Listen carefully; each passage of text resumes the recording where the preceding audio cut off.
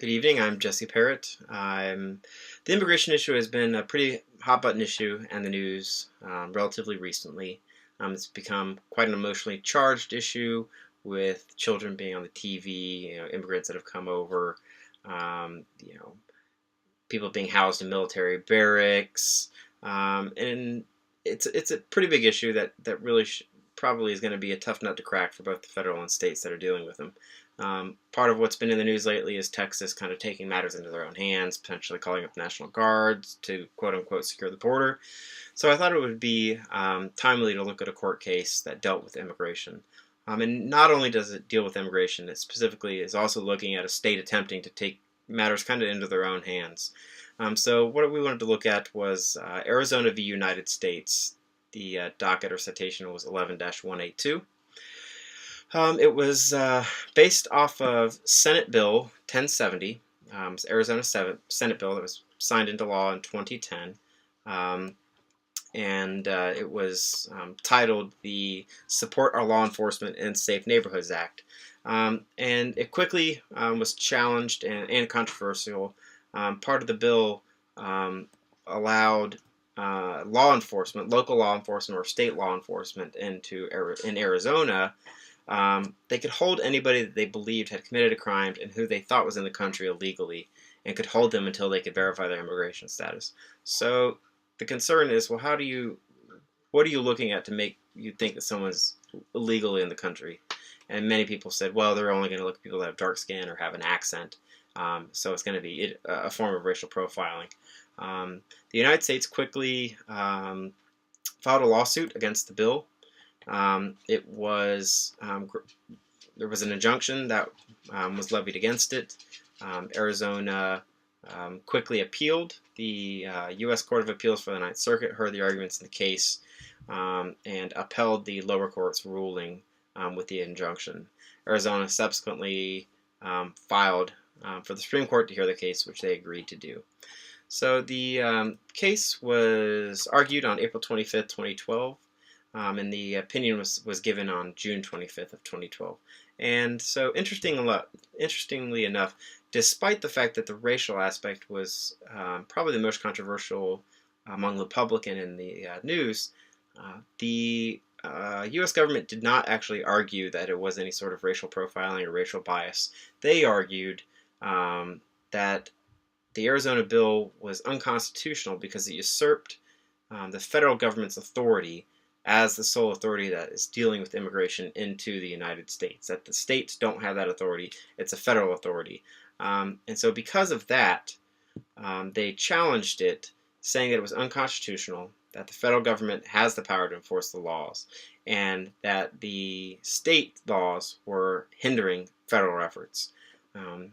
Ultimately, by a vote of 5-3, the court did nullify 3 of the 4 provisions that were brought before it for one of 2 reasons. Either they believed that that area was solely controlled by federal policy and the state had no authority to go into that, or there were areas where the state did have some authority, but the federal enforcement efforts were ultimately the ones that mattered, and the state ones were interfering with the federal enforcement efforts that were already underway.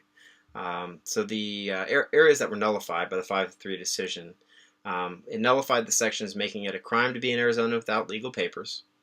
It nullified the part that made it a crime that could lead to the deportation as well. And it also nullified the area that made it illegal for you to apply or get a job in the state if you didn't have the legal papers as well. So we talked about how the racial aspect was kind of controversial in the public, and interestingly enough, the court left that part intact, although it is subject to later challenges. But they left the part intact that requires police to arrest and hold anybody that they believe has both committed a crime and who they think is in the country illegally. And they're able to hold them, and actually required to hold them until their immigration status can be checked. So the judgment, as I said, was 5-3. The odd number was because Justice Kagan recused herself, having been involved in the initial fight in the lower courts against the bill. The majority opinion was written by Justice Kennedy, and the minority opinions were written by Justices Scalia, Thomas, and Alito, who each filed opinions concurring in some parts and dissenting in others. So to get real quick into the dissension, because I think that is one of the interesting aspects, Justice Scalia, in his dissension, which you can find on the Cornell University Law School's website, but Justice Scalia believed that states have the right to make immigration policy if the federal government is not enforcing its own policies, which is an interesting opinion because then you have it's kind of a subjective, I think. How do you decide whether the federal government is enforcing their own policies or not? It seems like it would be hard to reconcile. But that was his opinion on it. For the majority, Justice Kennedy said that while it's understandable Arizona is frustrated with the problem, the state is not able to pursue policies that undermine federal law, and that's a quote from the majority opinion.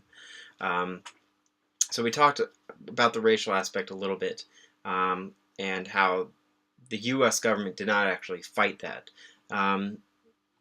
It was probably a good idea, I think, because they got 3 of the 4 struck down, and they've since made it pretty clear that they're also going to go back and look at that 4th aspect about the racial ethnic profiling.